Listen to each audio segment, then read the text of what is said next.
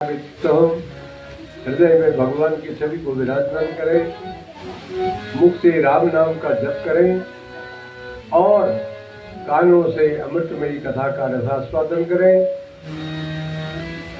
बहुत सुंदर अवसर परमात्मा ने हमको दिया। 7 दिन का समय भगवान ने दिया और आज 8वां दिन पारायण का दिन और सुंदर मौसम भी बहुत अच्छा रहा और सभी का सहयोग भी बहुत अच्छा है। जब शुभ शकुन होना होता है, जब हमारे जीवन में कोई अच्छे कार्य होने होते हैं तो परब्रह्म परमात्मा भी अपनी कृपा को बरकरार रखते हैं और उनकी कृपा के बिना तो एक पत्ता भी संसार में हिलता नहीं। और यहाँ परमात्मा की कृपा ऐसी रही कि 8वां दिन आज पारायण का दिन और ये कथा अब निर्विघ्नता से संपन्न होने जा रही है। हरि नाम संकीर्तन करें और उसके बाद फिर कथा का आनंद लें।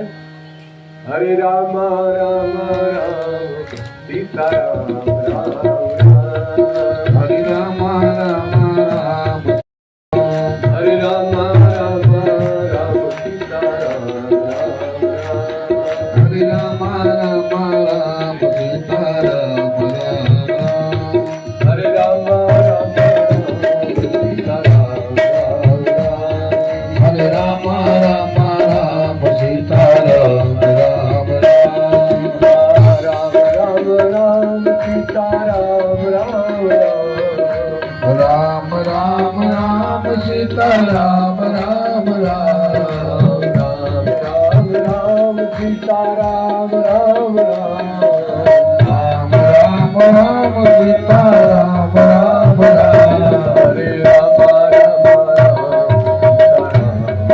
राम, हरे राम राम राम सीता राम राम राम, हरे राम राम राम सीता राम राम राम। ओम मंगल भवन मंगल हारी, प्रभु दशरथ अजिर बिहारी, राम सिया राम जय जय राम, सिया राम जय जय राम। कहीं सो कहीं रहो विदे सब संता, सिया राम जय जय राम, सिया राम जय जय राम। हो नाथ पव संकट हारे, सिया राम हरे राम राम सियापति रामचंद्र भगवान की जय हो, रामचरितमानस भगवान की जय हो, गोस्वामी तुलसीदास जी महाराज की जय हो, संत मंडली की। तो परमात्मा राम स्वयं हमें एक मर्यादा सिखाते हैं, एक आदर्श सिखाते हैं कि किसी से भी यदि कोई कार्य लेना हो तो पहले कार्य लेने के लिए उससे अनुनय विनय करनी पड़ती है, प्रार्थना करनी पड़ती है। भगवान राम ने समुद्र से प्रार्थना की कि हमें मार्ग दो, हम लंका जाना चाहते हैं। लेकिन समुद्र अहंकार में रहा, अभिमान में रहा। 1 दिन 2 दिन 3 दिन बीत गए, आपने सुना, लेकिन समुद्र ने मार्ग नहीं दिया और कोई उपाय भी नहीं बताया। तब भगवान को क्रोध आया और तब भगवान ने लक्ष्मण से कहा था कि लक्ष्मण बाण सरासन आनु सो बारिधि वशिक कृषानु, अर्थात हे लक्ष्मण लाओ मेरा धनुष लाओ और बाण लाओ, मैं अब समुद्र को शोक देता हूं एक ही बाण में।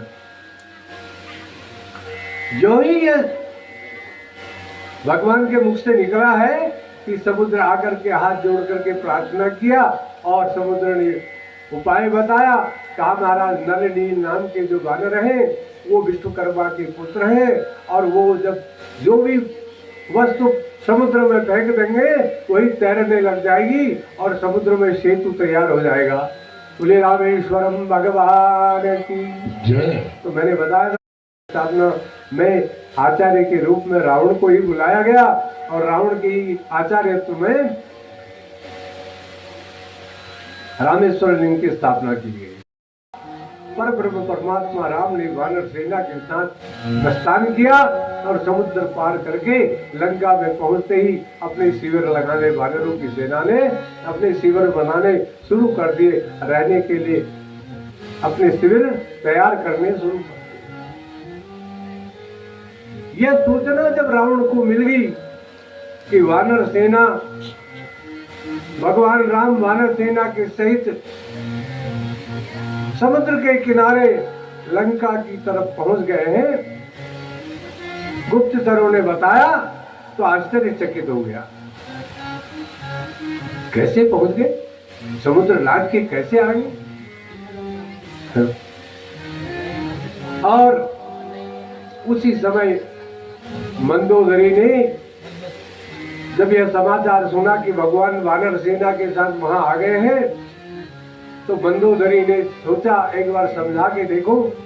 यद्यपि समझने वाला व्यक्ति नहीं है, लेकिन फिर भी पत्नी होने के कारण मेरा एक कर्तव्य है, उस कर्तव्य का मैं निर्वहन करूं, ऐसा उद्देश्य लेकर के मंदोदरी राजभवन में प्रवेश करती है और राजभवन में ही महाराज दशानंद से प्रार्थना करती है, प्रभु आपने क्यों अपने लिए आफत मोल ले ली? आपकी लंका में किस चीज की कमी है? अरे जिसके यहाँ नवग्रह सेवा करते हो, दास की तरह रहते हो, कुबेर क्या खजाना जिसके यहाँ हमेशा तैयार रहता है, प्रहरी बन करके रहते हैं देवता लोग। जिसने पूजा के प्रभाव से महादेव को अपने वश में किया हो, उस रावण को भला किस चीज की जरूरत आने पड़ी? और उसके लिए कौन सी चीज ऐसी है कि जो किसी चीज की कमी हो? अनु ने विनय किया कि हे पतिदेव, कृपा कीजिए और सीता को आप राम जी को वापस कर दीजिए, अन्यथा ये सीता आपके लिए और समस्त लंका वासियों के लिए काल है, काल। प्रभु सीता जी को वापस कर दो। लेकिन रावण नहीं माना और रावण कहता है कि देखो तुम बहुत जल्दी घबरा जाती हो, बहुत ज्यादा जल्दी घबरा जाती हो। अरे रावण का कौन क्या बिगाड़ सकता है? अच्छा एक बात मैं आपको बताऊं, जो इस संसार में आया है उसको जाना तो निश्चित पड़ता है। और ये भगवान ने भी यह आदर्श हमारे समक्ष रखा है कि जब भगवान रामावतार में आए हैं तो वह भी इस संसार को छोड़ करके फिर परम धाम को प्राप्त हुए हैं, साकेत धाम में गए हैं। और कृष्ण जी भी जब लीला करने के लिए द्वापर में अवतार लेते हैं तो भगवान कृष्ण भी अपनी लीलाएं पूर्ण करके फिर साकेत धाम को प्रस्थान करते हैं, गोलोक धाम को जाते हैं।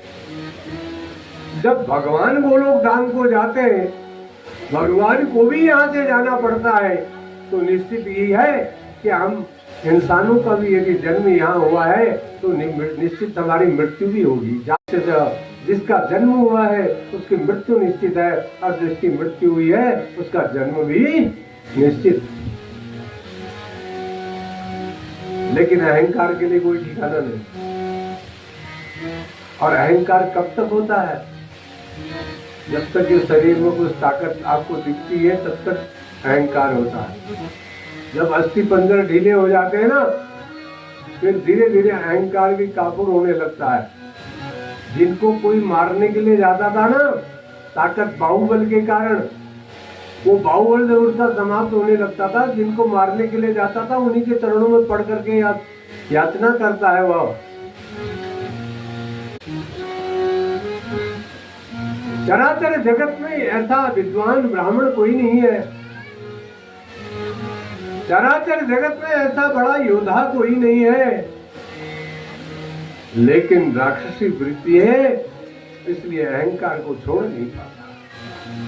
समझता सब है और परिणाम भी जानता है कि जो मैं कुछ कर रहा हूं इसका परिणाम अच्छा नहीं होगा, अच्छे का परिणाम अच्छा और बुरे का परिणाम बुरा होता है, जानता है। नारी करता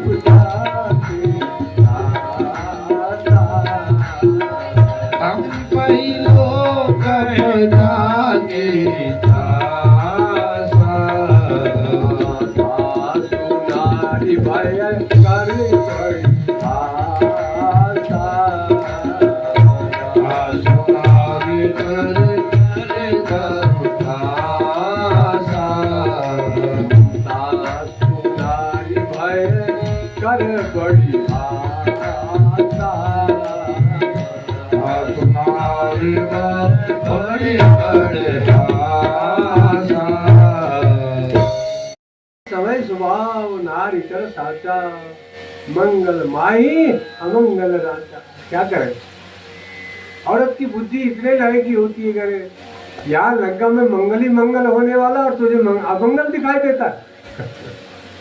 रावण मंदोदरी से कह रहा है कि औरत को ऐसे ही कुछ दिखाई देता है, देखो मंगल में अमंगल दिखाई दे रहा है तुम्हें। अरे लंका में आनंद ही आनंद हो रहा है, क्या अमंगल हो रहा है तुमको? इस मंगल में भी अमंगल दिखाई दे रहा। और यदि मरकट माने वानर अपने दल बल के साथ आ भी जाएंगे, कटकारी माने दल बल, यदि वानर अपने दल बल के साथ यहाँ आ जाएंगे तो तुम क्या सोचती हो कि बचकर वापस चले जाएंगे? अरे जहाँ देवता पहरा लगाते हो, दिक्पाल पहरा लगाते हो, इन वानरों की क्या औकात।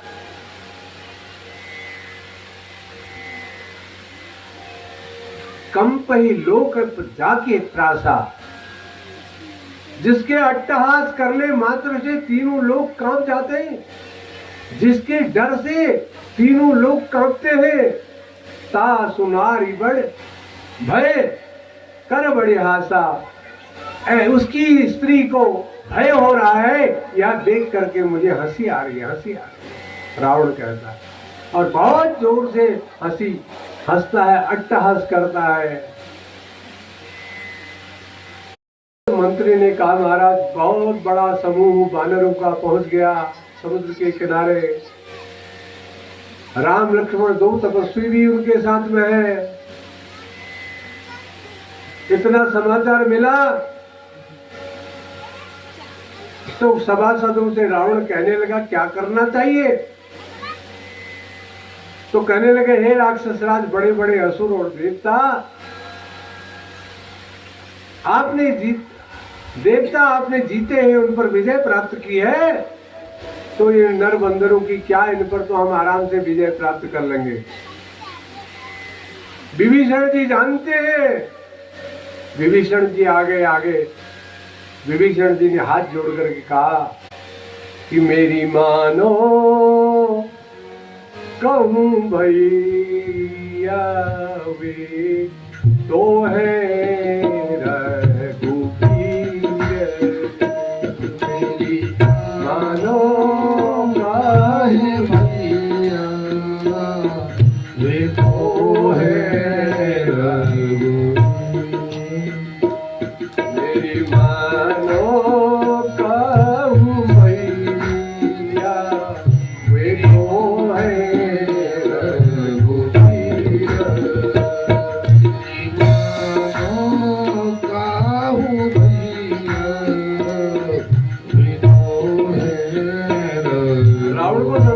मेरी मानो भैया वो रघुवीर है।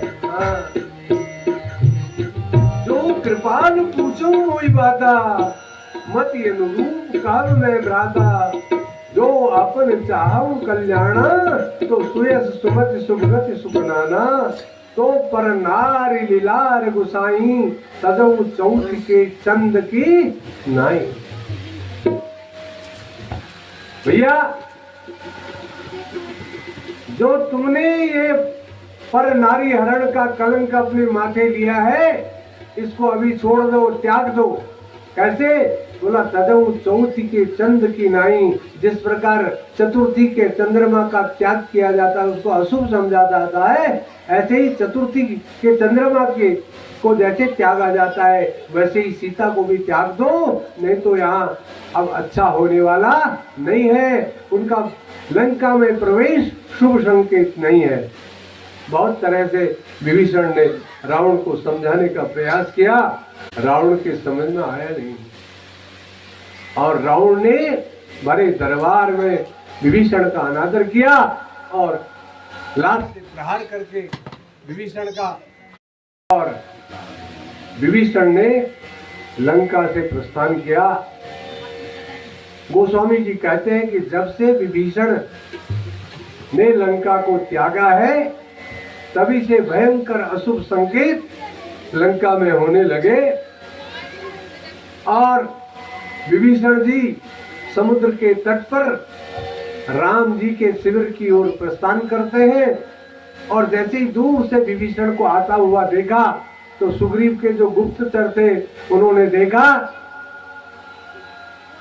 कोई आ रहा है, किसी को भेद लेने के लिए शायद भेजा होगा, इसलिए सब चौकस हो जाओ, बिल्कुल चुस्त हो जाओ, अपनी सुरक्षा करो, ऐसा भाव है। और सभी वानर एकदम सतर्क हो गए। भेद लेन पटवा दस सीसा, तब उन कछु भय हानि कपीसा। विभीषण जी वहां पहुंच गए शिविर में, और विभीषण जी ने प्रणाम किया, और प्रणाम करके राम जी को प्रणाम करके अपना परिचय दिया कि निशिचर वंश जन्म सुत दाता,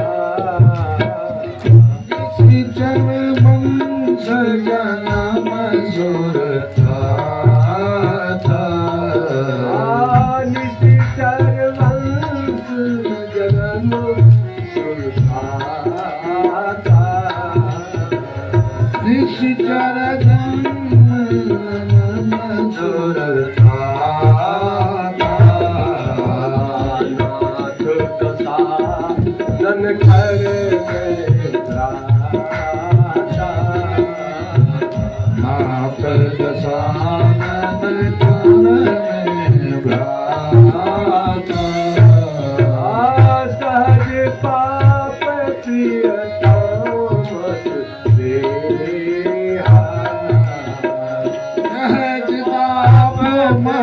तामस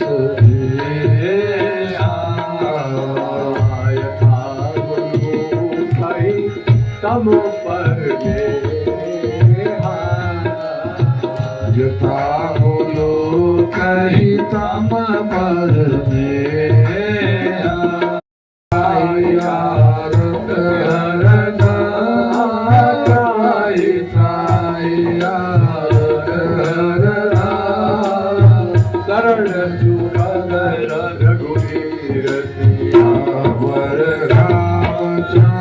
की काम अधम हूँ, ये तामस देह हमारी आसुरी देह है और इसी आसुरी देह में बहुत बड़े पाप हो जाते हैं। हे भगवान, आप सबकी आरत हरने वाले हैं, दुख को हरने वाले हैं, सबके तापों को हरने वाले हैं। त्राई त्राई आरत हरन शरण सुखद रघुवीर। हे रघुवीर, मैं आपकी शरण में आया हूँ। आप शरणांगत वत्सल है, आए हुए को शरण देते हैं। मैं आपकी शरण में आया हूँ, आप कृपा कीजिए, मुझ शरणांगत की रक्षा कीजिए।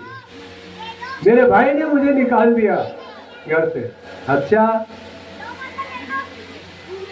तो राम जी ने कहा कि सुन लंकेश सकल गुण थोरे, सुन लंकेश सकल गुण थोरे, ताते तुम अतिशय प्रिय मोरे, आते तुम अतिशय प्रिय मोरे, ताते तुम अतिशय प्रिय मोरे, आते तुम अतिशय प्रिय मोरे। तो पहुंच गए, क्या करना चाहिए? तो बोले महाराज, अंगद सक्षम है, अंगद को भेजा जाए। रावण के पास ये संदेश तो देना है ना कि हम आ गए। तो अंगद को भेजा गया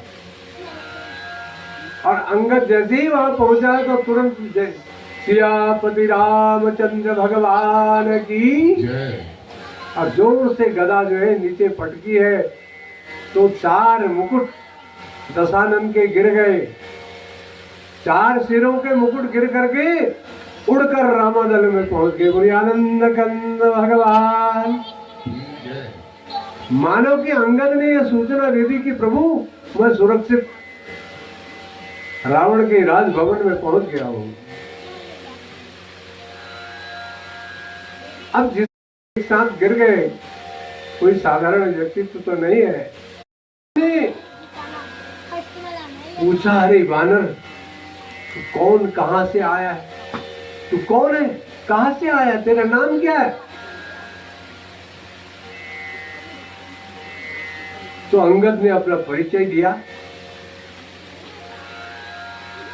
और बताया कि ममो जन कहीं तो है रहूंगी ताई, ममो जन कहीं तो है रहूंगी ताई, सब हित कारण आयो भाई, सब हित कारण आयो भाई, मैं जन कहीं तोहे रहूं मिताई, मम जन कहीं तोहे मिताई, सब हित कारण आयो भाई, सब हित कारण आयो भाई, ओ समय कुलय कुलसे करनाती, ओ तम कुल पुलस्त करना दे, उत्तम कुल पुलस्त करनाती, तम कुल पुलस्त करना दे, देव बहु भांति, विरंची पूजो भांति। मेरे पिता के साथ तुम्हारी बड़ी मित्रता थी। मम जनक ही तो कर रहे मिताई, तब हित कारण आयो माई, तुम्हारे कल्याण के लिए मैं आया हूँ।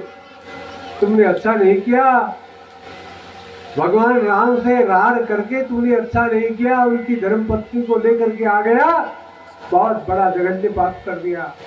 रावण, शीघ्र माता सीता को लौटा दो, नहीं तो अब अनिष्ट होने वाला है।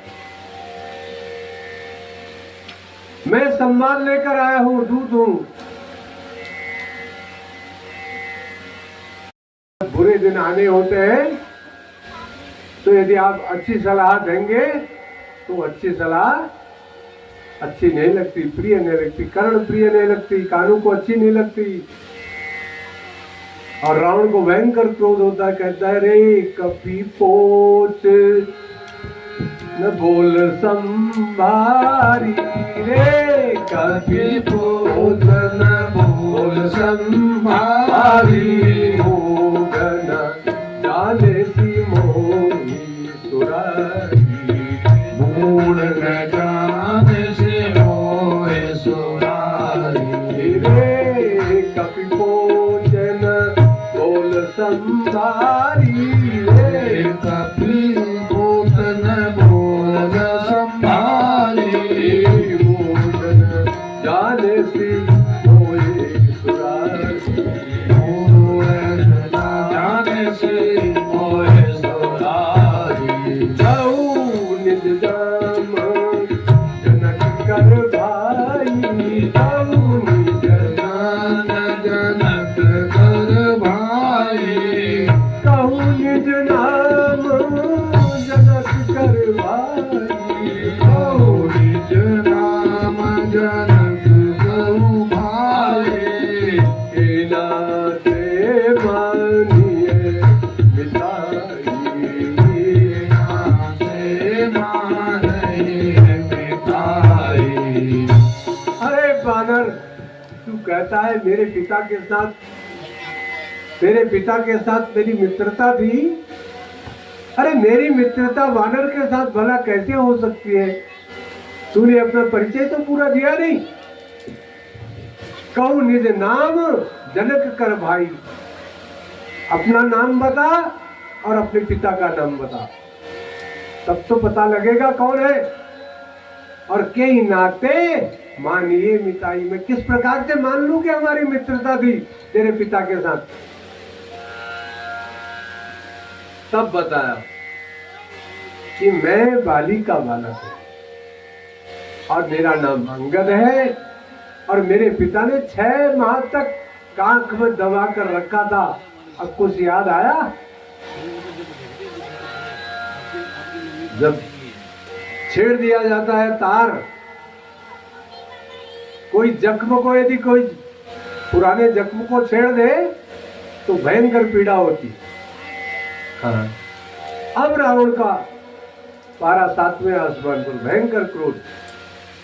बहुत लंबी कथा है, बड़ा लंबा प्रकरण है अंगद और रावण का संवाद।